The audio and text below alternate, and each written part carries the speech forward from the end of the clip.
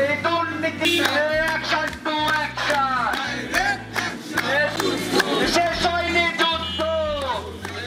Naogaon general হাসপাতালের তত্ত্বাবধায়কের কক্ষে তালা দিলেন বৈষম্য বিরোধী শিক্ষার্থীরা। হাসপাতালে চিকিৎসকদের সময় মতো না আসা, রোগীদের সঙ্গে চিকিৎসক ও নার্সদের দুর্ব্যবহার, দালালের দৌরাত্ম্য, ওষুধ কালোবাজারে বিক্রি, চিকিৎসা সেবায় অব্যবস্থাপনা সহ নানা অনিয়মের অভিযোগ তুলে আজ মঙ্গলবার তারা তত্ত্বাবধায়কের কক্ষে তালা ঝুলিয়ে দেন। এই সময় তারা হাসপাতালের কাঙ্ক্ষিত সেবা নিশ্চিত না হওয়া পর্যন্ত তত্ত্বাবধায়কের কক্ষে তালাবদ্ধ করে রাখার ঘোষণা দেন।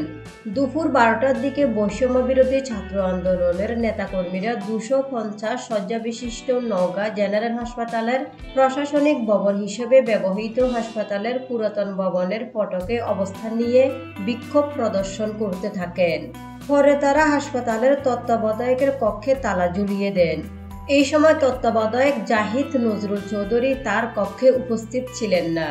তত্ত্বাবধায়কের কক্ষে তালা ঝুলিয়ে দেওয়ার পর হাসপাতালের বিভিন্ন ওয়ার্ড, বহির্বিভাগের চিকিৎসকদের চেম্বার, মেডিসিন স্টোর সহ হাসপাতালের বিভিন্ন বিভাগ পরিদর্শন করেন বৈষম্য বিরোধী ছাত্র আন্দোলনের প্রতিনিধিরা।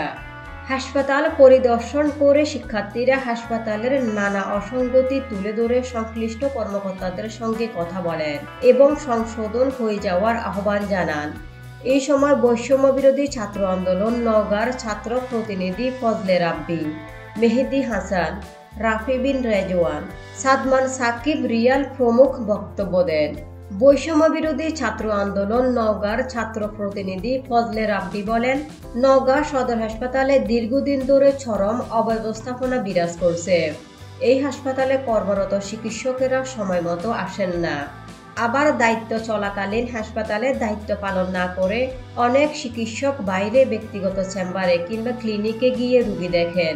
হাসপাতালে রোগীদের জন্য যে খাবার দেওয়া হয় সেটাও অত্যন্ত নিম্নমানের। এছাড়া হাসপাতাল থেকে ওষুধ বিতরণে ব্যাপক অনিয়ম রয়েছে। এখানে দালালের দৌরাত্ম্য ব্যাপক।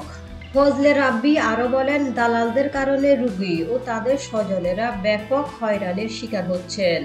হাসপাতালে চিকিৎসা সেবায় এসব অব্যবস্থাপনা দূর করার জন্য 5 আগস্টের পর হাসপাতালের তত্ত্বাবধায়ক সহ প্রশাসনিক বিভাগের কর্মকর্তাদের একাধিকবার জানানো হয়েছে, কিন্তু তারপরও তারা হাসপাতালে চিকিৎসার পরিবেশ ফিরিয়ে আনতে কোনো উদ্যোগ নেননি।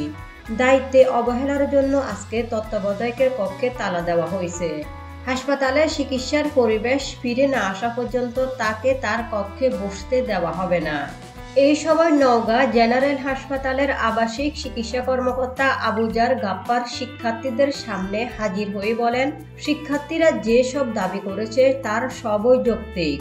ইতিমধ্যে তাদের অনেক দাবি পূরণ করা হয়েছে। বাকি যেসব অনিয়ম অসঙ্গতির কথা বলা হচ্ছে, আমার জায়গা থেকে সেসব দাবি পূরণের চেষ্টা করব। তবে আমি এই হাসপাতালের সর্বোচ্চ কর্তৃপক্ষ নই, আমার উপরেও কর্তৃপক্ষ আছেন। সবার সঙ্গে আলোচনা করে দাবিগুলো বাস্তবায়নের চেষ্টা করা হবে। এই বিষয়ে বক্তব্য জানতে নওগাঁ জেনারেল হাসপাতালের তত্ত্বাবধায়ক জাহিদ নজরুল ইসলাম চৌধুরীর মুঠোফোনে একাধিকবার কল করা হলেও তিনি ফোন ধরেননি।